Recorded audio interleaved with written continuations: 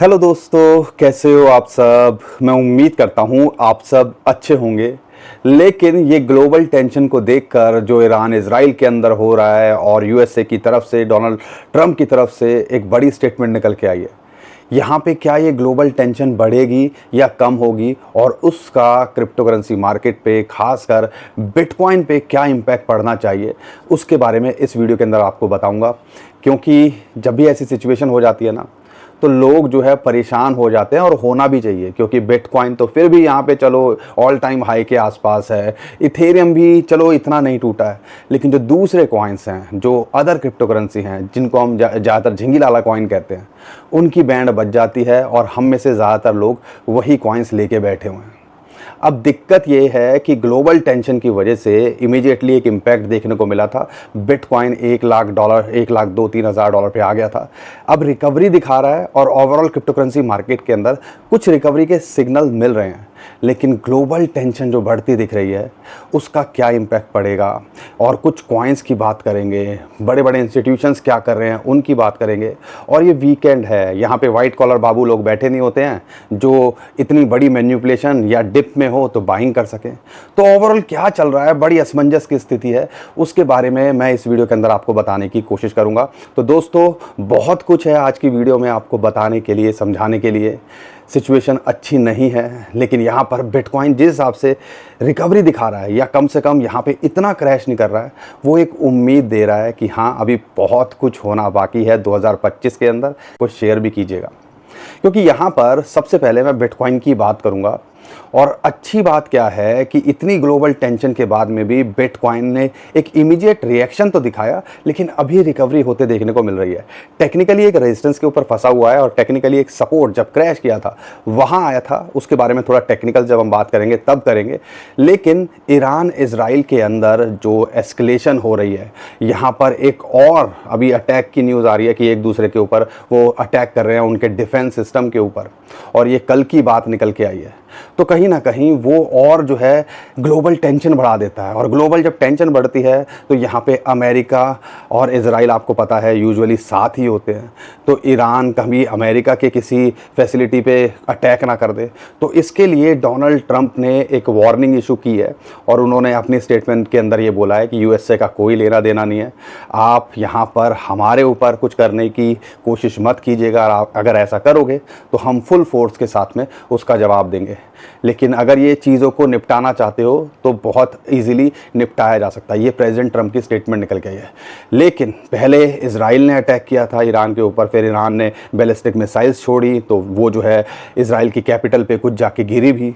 उसके बाद जो न्यूज़ निकल के आई कि कल भी यहाँ पे आदान, कहते हैं ना, आदान प्रदान हुआ है मिसाइल्स का, तो इसकी वजह से बहुत डैमेज हो रही है, और ग्लोबल मार्केट यहाँ पे एक टेंशन के अंदर है, और ग्लोबल सिचुएशन एक टेंशन के अंदर है।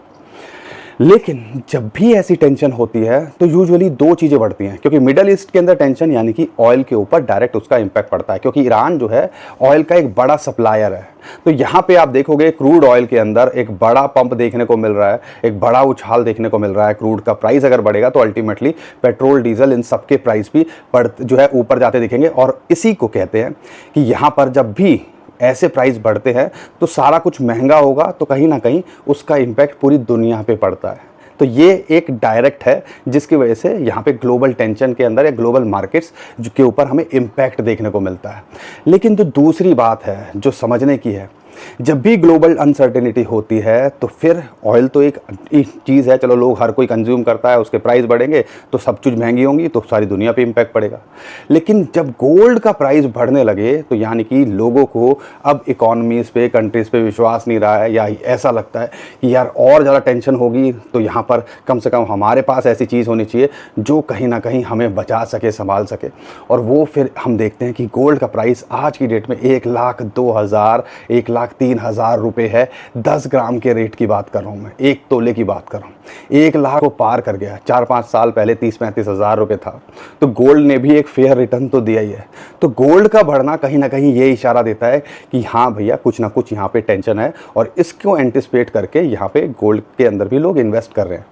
अब यहाँ पे बिटकॉइन को तो यहाँ पे क्रैश करना चाहिए या बढ़ना चाहिए?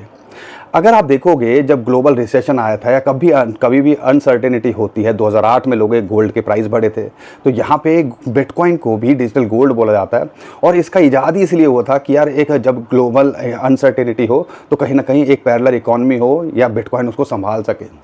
तो अभी इमीडिएटली जब अटैक की बात हुई थी, हमें याद आता है, मुझे याद आता पिछला साल जब यही हुआ था, और उससे पहले रशिया यूक्रेन भी हुआ था। हमने ईरान इसराइल अप्रैल में देखा था, फिर 2 महीने बाद जो है ईरान ने अटैक किया था, तो मार्केट शेक की थी।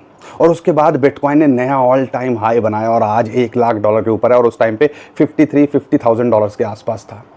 तो यहाँ पर ये जो है एक रिएक्शन होता है किसी भी एसेट का, जिसको आप समझ लो पूरी दुनिया उसके ऊपर ट्रेड करती है। और आज की डेट में कहीं ना कहीं जब ऐसा कुछ जो है आउट ऑफ द बॉक्स हो जाए, आप कह लो, तो फिर जो है आप ये समझ सकते हो कि कहीं ना कहीं मार्केट रिएक्ट करती है।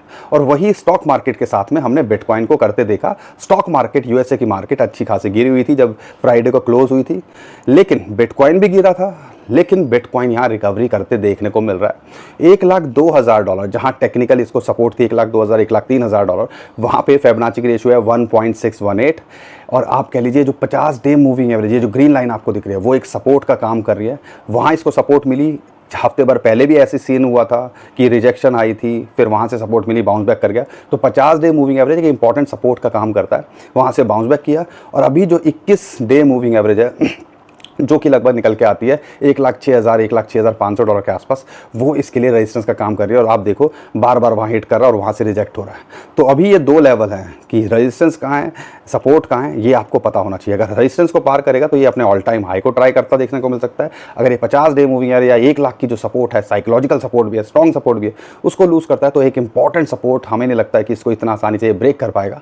वो निकल के आती है $95,000, जहाँ पे 100 और 200 डे मूविंग एवरेज की सपोर्ट मिलती है 93, 92 से 95, $96,000 का ये जोन।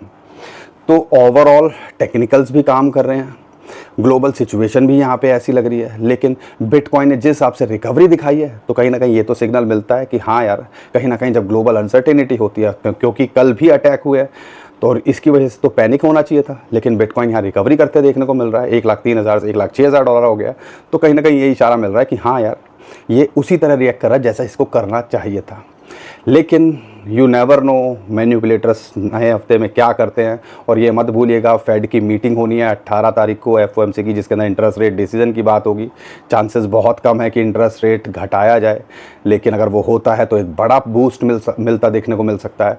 लेकिन जब ग्लोबल ऐसी सिचुएशन होती है तो शायद हमें वैसा कुछ देखने को ना मिले, और नहीं होगा तो हो सकता है उसका प्रेशर भी बिटकॉइन के ऊपर देखने को मिले। और बिटकॉइन पे प्रेशर आता है तो ये सपोर्ट्स हैं जिनको आपको देखना है कि यहाँ पर इसको अपॉर्चुनिटी मिलती है या यहाँ तक ये गिर सकते हैं। तो ओवरऑल ये सारी कहानी चल रही है, और उम्मीद करता हूँ आपको ये चीज़ें क्लियर हुई होंगी। और अगर आपको लगता है कि कुछ बातें समझ में आ रही हैं, क्योंकि बिटकॉइन के ETF की बात करता हूँ, तो बिटकॉइन के ETF के अंदर तो वीकेंड पे तो वो ट्रेड करते नहीं हैं, लेकिन फ्राइडे को देखो, थर्सडे को देखो, वहाँ पे ब्लैक रॉक लगातार बिटकॉइन खरीदे जा रहा था। ग्लोबल अनसर्टेनिटी के बाद में भी ब्लैक रॉक के ETF के अंदर बिटकॉइन खरीदते हमें देखने को मिले, और बिटकॉइन के ETF खरीदने को मिले, यानी कि कहीं ना कहीं इंस्टीट्यूशंस उसके ऊपर फोकस कर रहे हैं। तो ये एक सिग्नल मिल रहा है कि हाँ यार, चीज़ें सही होते देखने को मिल सकती है। साथ के साथ में ये आप मत भूलिएगा, डोनाल्ड ट्रंप की कंपनी है वर्ल्ड लिबर्टी, सारी दुनिया क्या कर रही है, $600 मिलियन का उन्होंने पिछले 1 साल के अंदर प्रॉफिट कमाया, और उसके अंदर से $57 मिलियन क्रिप्टो की प्रॉफिट उन्होंने शो किया। तो भैया हर कोई कमा रहा है, लेकिन वही चीज़ है, सही डायरेक्शन में सही क्रिप्टो के अंदर, और ख़ासकर मेन फोकस बिटकॉइन और इथेरियम पे रखोगे तो शायद आप कभी ज़्यादा नुकसान में रहोगे नहीं। तो वही चीज़ हम कहते हैं कि बड़े कॉइन्स पे ज़्यादातर फोकस करना चाहिए, लेकिन साथ के साथ फोकस लाइक पे भी कर दिया करो।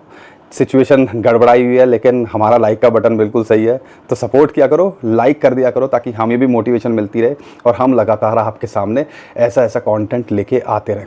तो दोस्तों, ओवरऑल ये सिचुएशन है जो मुझे लगा आपके साथ शेयर करनी चाहिए। और कॉइन बेस की तरफ से एक स्टेटमेंट निकल के आई है यहाँ पर, सेकेंड हाफ, अब ये हम छठे महीने के अंदर है, पहला हाफ के अंदर ठीक ठाक रहा, मतलब हमने ड्रॉप भी देखा, हमने नया ऑल टाइम हाई भी देखा। लेकिन सेकंड क्वार्टर में और हर जो साइकिल होता है हर 4 साल का, उसका आखिरी साल के अंदर ये आखिरी जो हाफ होता है, खासकर आखिरी जो क्वार्टर होता है साल का, जैसे 2021 में था, जैसे 2017 में था, तो ये बड़ा इंटरेस्टिंग और बड़ा इम्पैक्टफुल होना चाहिए और उसी को एंटिसिपेट कर रहे हैं। और कॉइनबेस का ये कहना है कि सेकेंड हाफ के अंदर बिटकॉइन एक नया ऑल टाइम हाई बनाता देखने को मिलेगा। अगर ऐसा होगा तो हमें भी लगता है कहीं ना कहीं ओवरऑल क्रिप्टो करेंसी मार्केट उसको फॉलो करते देखने को मिलेगी।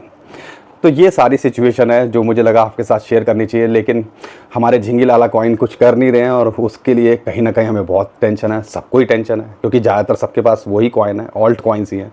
मैंने तो ऑल्ट कॉइन्स बोलना ही छोड़ दिया, उसको झिंगी लाला कॉइन ही बोला करेंगे, क्योंकि भैया चले तो चांद तक, नहीं तो शाम तक आ गया, वही हो रखा है इनके साथ में। और हम इस टाइम पर शाम ही दिख रही है।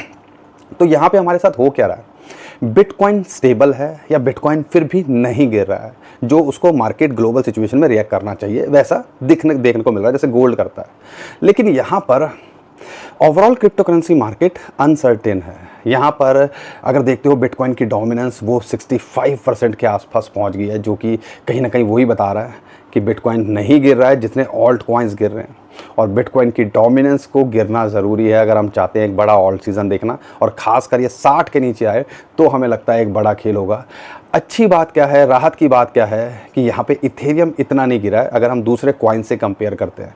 इथेरियम $2800 को छूने के बाद, एक रेजिस्टेंस को फेस करके उसको पार करने के बाद, ये अनसर्टेनिटी के बाद क्रैश करता देखने को मिल रहा है। लेकिन फिलहाल $2400 के आसपास को सपोर्ट है और यहाँ मेंटेन करता है तो फिर समझ लीजिएगा एक नथिंग टू वरी, और एक इंपॉर्टेंट सपोर्ट $2000 पे है। ये दोबारा से कोशिश करेगा अपना जो 200 डे मूविंग एवरेज है उसको हिट करने का, उसके पार जाने का, और अगर ऐसा करता है और मंथली और वीकली कैंडल में उसके ऊपर क्लोज कर जाए तो समझ लीजिएगा वो एक बड़ा बुलिश सिग्नल होगा। कहीं ना कहीं वो भी इशारा देगा कि एक ऑल्ट सीजन हमें देखने को मिल सकता है। तो ये 2-3 फैक्टर हैं जिसको हमने फोकस करना है। लेकिन कॉइन्स की बात करते हैं तो बड़े बड़े कॉइन्स इस टाइम पे अच्छा खासा गिरे हुए हैं।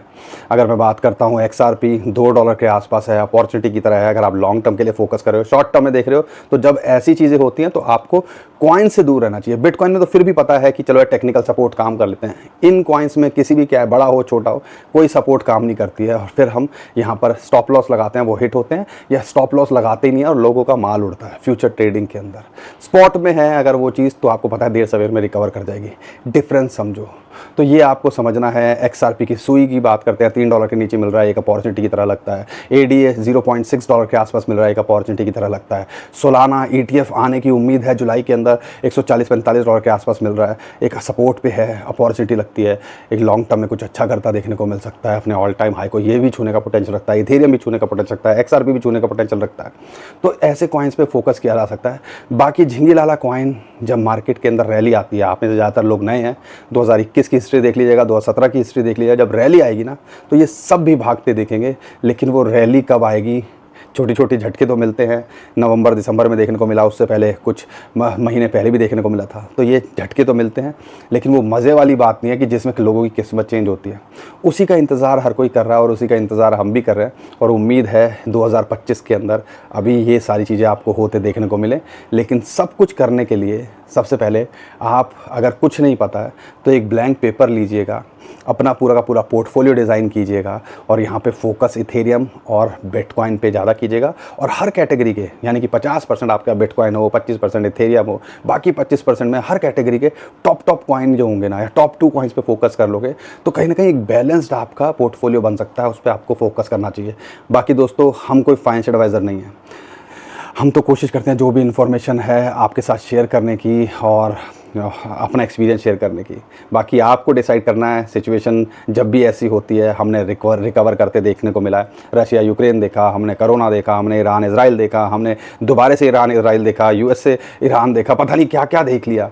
लेकिन उसके बाद भी कहीं ना कहीं बिटकॉइन ने हमें निराश नहीं किया है, और हमें उम्मीद है जिस हिसाब से इसके अंदर बाइंग हो रही है, आने वाले सालों के अंदर या 2025 में भी इसको निराश नहीं करना चाहिए। बाकी पोर्टफोलियो डिज़ाइन करना सीखो, रिस्क को कवर करना सीखो। रिस्क को कवर, अगर आपके पास 1 लाख रुपए है तो 5 से 10 हज़ार रुपये क्रिप्टो में होना चाहिए, और उसमें से भी 5000 बिटकॉइन के अंदर, 2500 इथेरियम के अंदर, बाकी के 2500 झिंगी लाला कॉइन के अंदर आप एक्सपेरिमेंट कर सकते हो। तो ये सारी चीज़ें थोड़ा सा अगर बेसिक्स को सीख लोगे, टेक्निकल सपोर्ट को सीख लोगे तो आपके काइप कीजिएगा। ट्विटर टेलीग्राम को हमारे फॉलो कर लीजिएगा, नीचे डिस्क्रिप्शन जो लिंक है उसी से कीजिएगा। बहुत सारे स्कैमर हमारे नाम से स्कैम करने की कोशिश करें, उससे भी आप बच पाओगे। अभी के लिए विदा लेता हूँ। खुश रहिए, मुस्कुराते रहिए, कमाते रहिए। आपका दोस्त पंकज। थैंक यू, नमस्कार, धन्यवाद।